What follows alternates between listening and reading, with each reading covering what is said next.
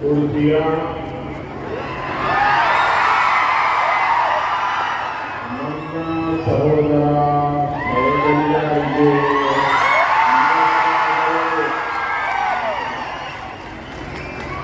मां काली के आशीर्वाद से जागृत देवस्थान की भूमि पर ये जनता जनार्दन के दर्शन का मुझे अवसर मिला। तुर्की की इस धरती ने वीर योद्धाओं का शौर्य देखा, छत्रपति शिवाजी महाराज का सुशासन देखा। अब आज यहाँ विकसित भारत के लिए विकसित कर्नाटका का मंत्र गूंज रहा है। कुछ महीने पहले भी मुझे बेलगावी आने का अवसर मिला था, तो पूरे रास्ते माताओं और बहनों ने मुझ पर जिस तरीके से अपना आशीर्वाद बरसाया, मैं इसे कभी भी भूल नहीं सकता। आज यहां फिर आपका अपार स्नेह, ये विराट जनसागर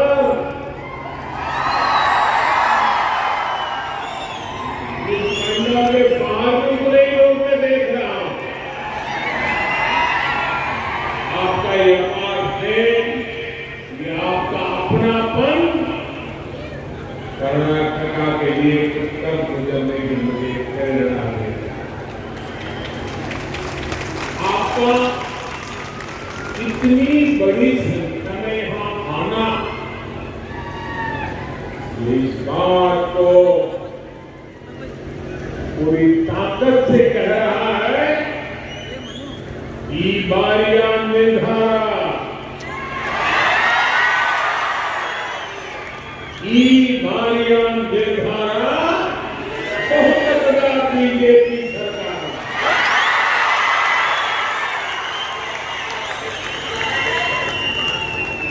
साथियों,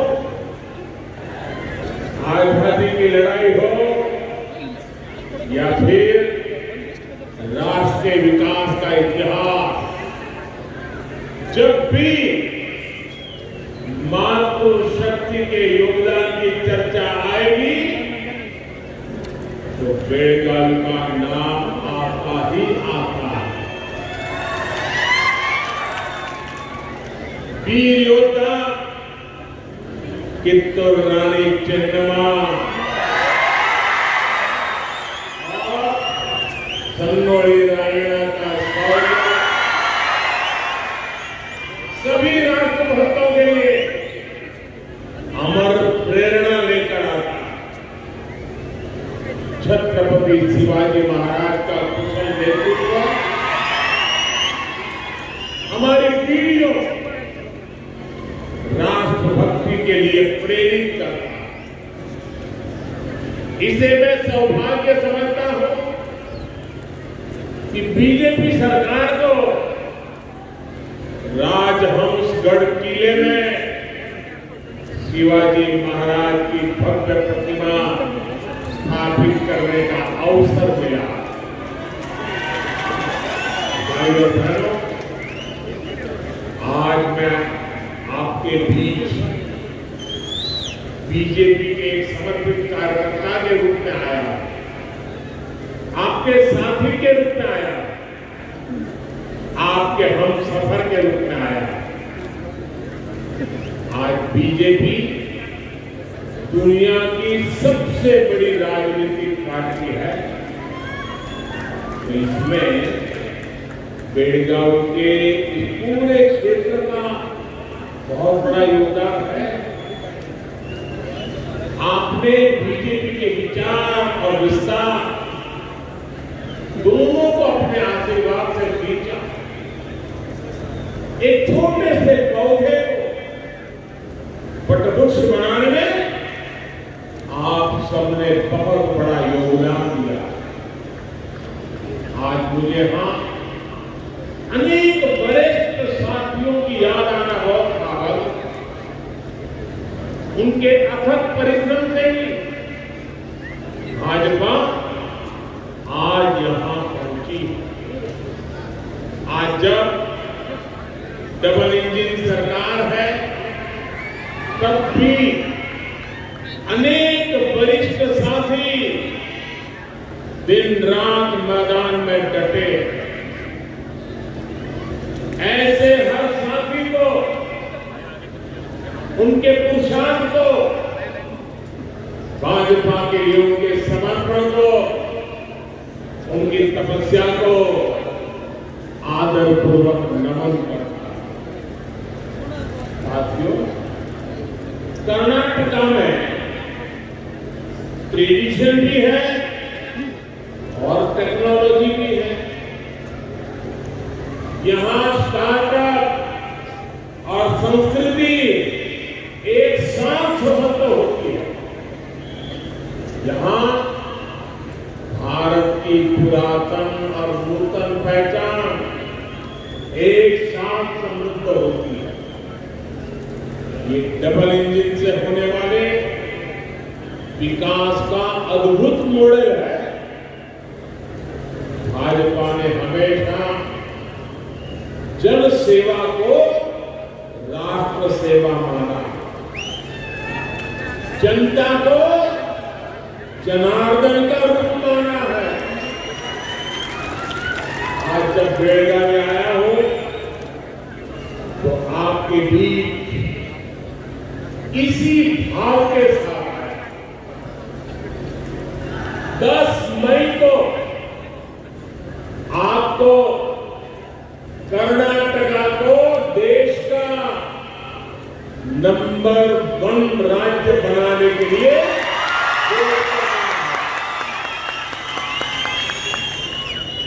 10 मई को आपको कर्नाटका में डबल इंजन सरकार की वापसी के लिए वोट करना है। और साथियों, मैं कर्नाटका के एक सेवक के रूप में कर्नाटका के लिए बहुत कुछ करना चाहता हूं। आप मेरा साथ दोगे ना? आप मुझे आशीर्वाद दोगे ना? मेरे लिए कर्नाटका बहुत महत्वपूर्ण राज्य है और इसलिए मुझे आपके आशीर्वाद चाहिए। मिलेंगे ना? सबको आशीर्वाद मिलेंगे, माताओं बहनों के आशीर्वाद मिलेंगे, नौजवानों के आशीर्वाद मिलेंगे, किसानों के आशीर्वाद मिलेंगे। कई मानवन भाजपा ने कर्नाटका के विकास के लिए नई ऊर्जा और पुराने अनुभवों के मेल से एक मजबूत टीम तैयार की। ये टीम आने वाले आजादी के अमृत काल में कर्नाटका के विकास के हमारे रोडमैप पर काम करेगी। अमृत काल के संकल्पों को सशक्त करने के लिए इस टीम को आपके आशीर्वाद चाहिए। आपके आशीर्वाद मिलेंगे ना? भरपूर आशीर्वाद मिलेंगे ना? पहले से ज्यादा आशीर्वाद मिलेंगे ना? ये आपका उत्साह बता रहा है। ई बारिया निर्धारा बीजेपी सरकार।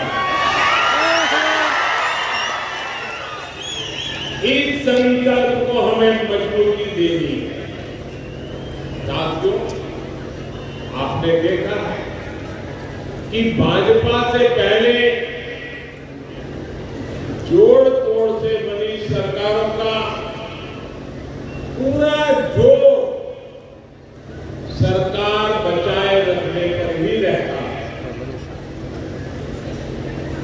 अस्थिर सरकारों के उस कालखंड से कर्नाटक का बहुत नुकसान हुआ है। ये मैं अपने पीड़ा आपको बता रहा हूं, मेरा दर्द बता रहा हूं। कर्नाटक जैसा समृद्ध महान परंपरा वाला राज्य राजनीतिक अस्थिरता के कारण, खरीद बेच की राजनीति के कारण यहां के नौजवानों के सपने चूर चूर हो गए। और इसलिए कर्नाटक को सबसे पहली जरूरत है वो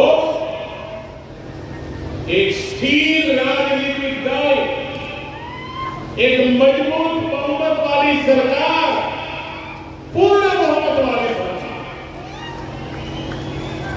कर्नाटक को विकास की नई ऊंचाइयों पर ले जाने के लिए भाजपा ही एक स्थिर और मजबूत सरकार दे सकती है। भगवान बसवेश्वर हमारी आस्था के केंद्र में, उन्होंने ऐसे कालखंड में मानवता को लोकतंत्र और सामाजिक न्याय का रास्ता दिखाया, जब चारों तरफ इन मूल्यों के प्रति अंधकार दिखता है। साल 2014 में जब आपने हमें सेवा का अवसर दिया, तब भी देश में भ्रष्टाचार की, हिंसा और अराजकता का चारों तरफ अंधकार ही अंधकार था। पिछले 9 वर्षों में भगवान बसवन्ना के सिर पर चलते हुए हमने सबका साथ, सबका विकास पर बल दिया। आप याद कीजिए, कांग्रेस के करप्शन काल में गरीब, दलित, वंचित, पिछड़े, आदिवासी, हर कोई अपने हक से वंचित था।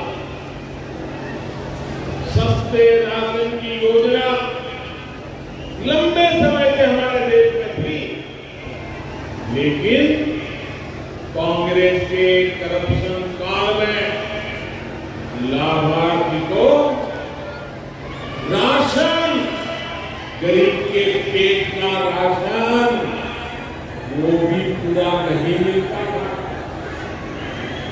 इस अन्याय का सबसे बड़ा भुगत होगी हमारे एससी, एसटी, ओबीसी, इस समाज के हमारे भाई बहन, इसके भुगत होगी। डबल इंजन सरकार ने इस अन्याय को दूर किया। आज कर्नाटक के लाखों परिवारों को पूरा राशन मिल रहा है, मुफ्त राशन मिल रहा है। साथियों, कांग्रेस के करप्शन काल में गरीबों के घर तक में घोटाले ही घोटाले होते थे। इसका बहुत बड़ा नुकसान भी हमारे गरीब, आदिवासी, पिछड़े, एससी, एसटी, ओबीसी, इन समाज के लोगों को उठाना, इस अन्याय को दूर करने के लिए हमारी सरकार ने कर्नाटक के गरीबों के लिए 7 लाख घर स्वीकृत किए हैं। और ये काम तेज गति से चल रहा है। और मैं मेरे हर गरीब परिवार को कहना चाहता हूं, जिसके पास अपना पक्का घर नहीं है, उनको मैं कहना चाहता हूं कि जिस तेजी से काम चल रहा है, आपकी बारी भी बहुत जल्दी है। उनको भी पक्का घर मिलेगा। साथियों, हमारे देश में बहुत बड़ी संख्या में बंजारा समुदाय, घुमंतु, अर्धघुमंतु समुदाय है, लेकिन कांग्रेस ने कभी इस समुदाय की भी सुनी नहीं ली। केंद्र में हमारी सरकार बनने के बाद ही इस समुदाय के लिए विशेष कल्याण बोर्ड का गठन किया। यहां कर्नाटका में भी बंजारा, लंबानी समाज के लाखों साथी रहते हैं। हजारों लोग तांडा बस्तियों में रहते हैं। इतने दशकों तक कांग्रेस की सरकार रही, लेकिन इनकी मदद के लिए कांग्रेस ने ठोस कदम नहीं उठाए। उनका जीवन बदलने के लिए बड़े फैसले, स्थायी कदम डबल इंजन सरकार ने ही उठाए। हजारों परिवारों को उनके संपत्ति के हक्कों पत्र बीजेपी सरकार ने भी दिए। हजारों तांडा बस्तियों को, गुरुबा भट्टी को हमने राजस्व गांवों की पहचान दी। ऐसे कदमों से बिजली, पानी, गैस, घर, ऐसी अनेक सुविधाओं का इन साथियों तक पहुंचना आसान हो पाएगा। साथियों, बीजेपी पूरी ईमानदारी से गरीब के लिए, बंजारा समुदाय के लिए, दलितों, पिछड़ों के लिए पूरी समर्पण भाव के साथ काम कर रही है। और मैं देख रहा हूं मेरी बंजारा समाज की माताएं बहनें में आशीर्वाद देने के लिए बहुत बड़ी तादाद में आ रही है। आपको नाम बताओ।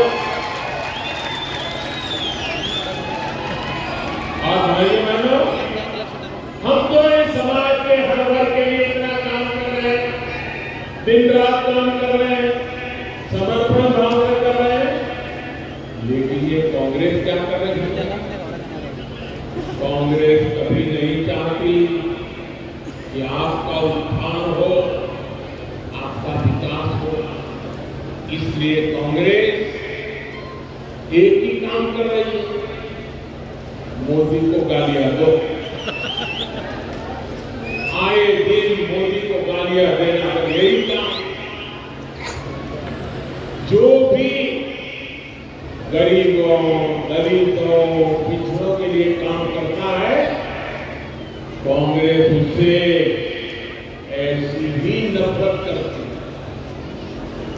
यहां बेलगावी में ही बाबा साहब अम्बेडकर ने बताया था कि कांग्रेस उन्हें कैसी कैसी गाली दे रही है। बेलगावी में कहा बाबा साहब ने सुने, कांग्रेस ने बाबा साहब को क्या नहीं कहा था, आप सुनकर के हैरान हो जाओगे। ये कांग्रेस कब से ऐसी है? क्या कहा था कांग्रेस ने बाबा साहब को? देश को ही कहा। कांग्रेस ने बाबा साहब को असूल कहा। कांग्रेस ने बाबा साहब को कठपुतली कहा। डिक्शनरी में जितनी गालियां थी सारी बाबा साहब को उन्होंने कांग्रेस तब भी वैसी थी, कांग्रेस आज भी वैसी है। साथियों, जगत गुरु बसवेश्वरा ने जाति और पंथ के नाम पर होने वाले भेदभाव का विरोध किया। भक्त कलिदास ने सामाजिक सद्भाव का संदेश दिया। साथी के नाम पर आपस में ना लड़ने की सीख दी। महाकवि कुवेंपु ने कर्नाटका के नाड़ गीते की रचना की। इससे उन्होंने कर्नाटका को सर्वजनांगा शांतिया तोड़ा। समाज के सभी वर्गों का सुंदर बगीचा बनाया। समाज के अलग अलग वर्गों से आने वाली सभी महान हस्तियों ने समानता और एक दूसरे को सम्मान देने की ही सीख दी है। लेकिन साथियों, ये बहुत दुखद है कि इतने महान लोगों की धरती पर कांग्रेस के कुछ नेता दूसरों को गाली देने का ही काम करते रहते हैं। कर्नाटका की परंपरा में विश्वास रखने वाले लोग बसवेश्वरा, कलंगा, कुवेंपु और उनके जैसे महान लोगों के अनुयायी ऐसे लोगों को कभी माफ नहीं करेंगे।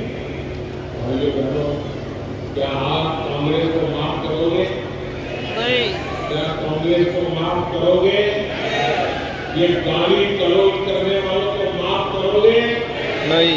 समाज को नीचा दिखाने वालों को माफ करोगे? समाज के अंदर बंटवारा करने वालों को माफ करोगे? ये भ्रष्टाचार का खेल करने वालों को। भाइयों बहनों, जब जीवन की मूल सुविधाएं पहुंचती है तो सबको न्याय मिलता है। एक बसवण्णा थे जिन्होंने महिलाओं को सामाजिक, आर्थिक और आध्यात्मिक विषयों में अधिक भागीदारी के लिए प्रोत्साहन दिया। लेकिन आजादी के बाद कांग्रेस के लंबे शासनकाल में भारत में माताओं बहनों का जीवन बदतर कर दिया। स्कूल कॉलेज के अभाव में हमारी बेटियां शिक्षा से दूर थी। संपत्ति का अधिकार सबको था, लेकिन सबसे अधिक वंचित हमारी माताएं बहनें थी। टॉयलेट के अभाव में भी सबसे ज्यादा परेशानी हमारी माताओं बहनों को होती। बिना गैस कनेक्शन के धुएं में जिंदगी बिताने के लिए भी हमारी माताएं बहनें ही मजबूर थी। साथियों, जिस दल का आधार और विचार सिर्फ और सिर्फ परिवारवाद हो, जो सिर्फ करप्ट इकोसिस्टम पर निर्भर हो, वो जमीन से जुड़कर काम नहीं कर सकते। आज जब आपने माताओं बहनों की सेवा के लिए समर्पित भाजपा सरकार बनाई है, डबल इंजन की सरकार बनाई है, तो इसका प्रभाव हर तरफ नजर आता है।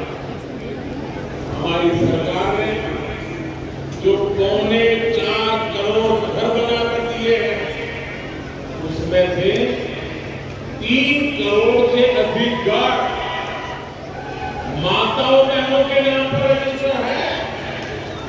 और आप जानते हैं, आजकल जो सरकार घर बनाती है, इसकी कीमत कई लाख रुपए है। कभी अभाव में जीने वाली लाखों बहनें आज पीएम आवास योजना की मालिक बनी है, घर की मालिक बनी है। और घर की कीमत जब लाखों में है तो मेरे लिए गर्व की बात है कि आज ऐसी करोड़ों माताएं लखपति दीदी बन गई है। लखपति दीदी आयुष्मान भारत के तहत रुपया तक के मुफ्त इलाज की सुविधा का लाभ भी बड़ी संख्या में हमारी बहनों को मिला। हर घर जल योजना हो, उज्ज्वला गैस कनेक्शन हो, घर घर टॉयलेट हो, इन अभियानों से बहनों को सुविधा भी मिली है, सम्मान भी मिला।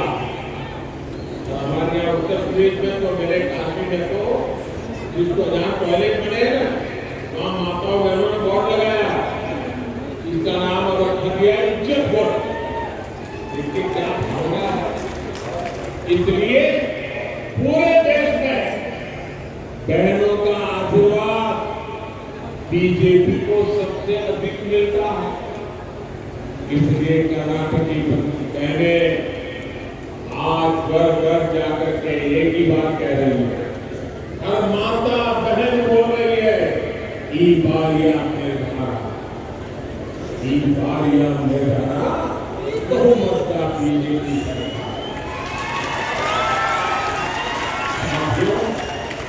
कांग्रेस के करप्शन कल्चर का सबसे अधिक नुकसान देश के छोटे किसानों को भी झेलना है। वोट पाने के लिए कांग्रेस ने लंबे समय तक कर्ज माफी के कारण के, लेकिन छोटे किसान उनको तो बैंक का दरवाजा भी कभी देखने को मिला है। बेचारे को कर्ज का मिलेगा, अरे उसका तो खाता भी नहीं खुला। इसलिए उनको कर्ज माफी का तो लाभ मिलता ही नहीं था। कर्ज माफी के नाम पर कांग्रेस अपने ही लोगों की तिजोरियां भरती है। ये कांग्रेस के काम करने का तरीका है। लेकिन किसानों के लिए समर्पित डबल इंजन सरकार ने पीएम किसान सम्मान निधि शुरू की। किसानों के हक का पैसा सीधा उसके बैंक अकाउंट पर पहुंचने लगा। आप कल्पना कर सकते हैं, सिर्फ बेलगावी जिले के किसानों के बैंक खाते में पीएम किसान सम्मान निधि का करीब 1300 करोड़ रुपया पहुंचा है। इतनी बड़ी राशि केवल इस एक जिले में आई है। कांग्रेस की सरकार होती, ये सारा पैसा लूट जाता, कभी किसानों तक नहीं पहुंचा। साथियों, कांग्रेस ने हमारे कोऑपरेटिव के साथ कैसा व्यवहार किया है, मैं आज ये भी आपको याद दिलाना चाहता हूं, क्योंकि एक क्षेत्र है जहां कोऑपरेटिव का बहुत काम रहा। हमारे कोऑपरेटिव ग्रामीण महिलाओं, किसानों की ताकत, इसके बावजूद उनके साथ सौतेला व्यवहार किया जाता था। जब टैक्स छूट थी की बात आती थी, तो हमारी सहकारी समितियों के साथ भेदभाव किया जाता था। लेकिन अब हमारी सरकार ने कोऑपरेटिव सेक्टर को भी टैक्स छूट का लाभ दिया है। इससे उनके पास ज्यादा पैसे की बचत होने लगी है। इस बदलाव से मैन्युफैक्चरिंग करने वाली और करने वाली नई सरकारी समितियों को बढ़ावा मिला है और रोजगार के हजारों अवसर तैयार हुए। भाइयों बहनों, कांग्रेस सरकार कैसे काम करती है, इसका एक और उदाहरण है गन्ने की खेती के साथ उन्होंने क्या किया। इस क्षेत्र की पहचान तो सक्करे जिले के ऊपर होती है। ये हमारे जीवन में मिठास बोलने वाले किसानों की भूमि है। लेकिन कांग्रेस के करप्शन काल में गन्ना किसान हर स्थिति में परेशान था। सूखा पड़ गया, तब गन्ना किसान परेशान, पैदावार बढ़ गई तब गन्ना किसान परेशान, पैदावार गिर गई तब परेशान। एक तो कांग्रेस के काल में एफआरपी कम मिलता था, दूसरा गन्ने का बकाया सालों साल तक चलता रहता था। कई सहकारी समितियां बिल्कुल ठप हो गई थी। बीजेपी की सरकार ने गन्ना कोऑपरेटिव उसे सशक्त करने के लिए कदम उठाया। इसी वर्ष के केंद्र के बजट में 10,000 करोड़ रुपए की मदद गन्ना सहकारी समितियों के लिए तय की गई।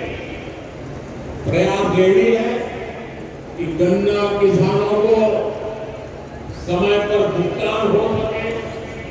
साथियों, हमने चीनी के अलावा भी गन्ने का वैकल्पिक उपयोग को भी बढ़ावा दिया। दुनिया में गन्ने से इथेनॉल बनाने की तकनीक बहुत पुरानी है, पहले आ गई थी। 2014 से पहले के 10 सालों में कांग्रेस की सरकार सोई हुई थी। ना तो इथेनॉल उत्पादन पर फोकस किया और न ही गाड़ियों में इथेनॉल के उपयोग के लिए नीतियां बनाई।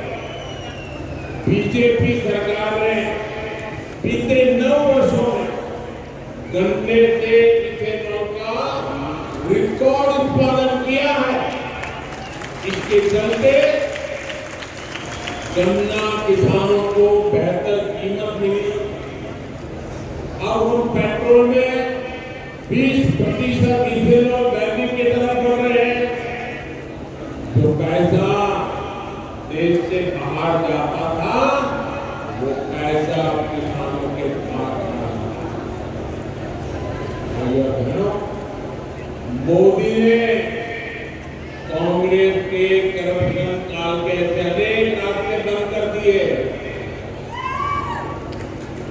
कांग्रेस ने करप्शन का काम उनके खाते में जमा है, करप्शन का काम हमारे खाते में जमा है, अमृत का। इसलिए कांग्रेस परेशान है। जहां जहां से उनको मलाई मिलती थी, मोदी ने वहां ताले लगाए हैं। और इसलिए ये दिन रात माला जपते हैं, माला। दिन रात क्या कहते हैं?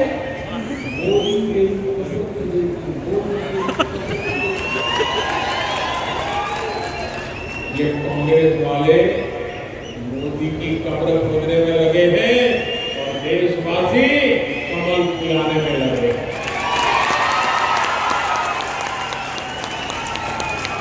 और मैं देख रहा हूं, आज मेरा 30वां कार्यक्रम, इस चुनाव में मेरा पहला दिन है, लेकिन इन तीनों कार्यक्रमों को देख करके मैं कह सकता हूं कि कर्नाटक की जनता ने पक्का कर लिया है।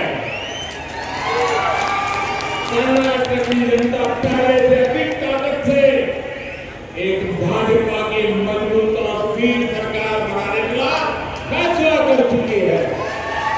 और तभी कर्नाटक के हर कोने से आवाज आ रही है, गांव हो या शहर हो, गली हो या मोहल्ला हो, एक ही आवाज आ रही है, ईमानियत के नाराज, ईमानियत के नाराज, बीजेपी सरकार। ये नाम चप्पे चप्पे में सुनाई दे रहा है। कमल ही कर्नाटक की समृद्धि का प्रतीक है। बीजेपी के पास ही विकास का रोडमैप है। 10 मई तक हमें रुकना नहीं है, थकना नहीं है, हमें हर घर जाना है। जाएंगे ना? घर जाएंगे, पोलिंग बूथ में हर मतदाताओं को मिलेंगे,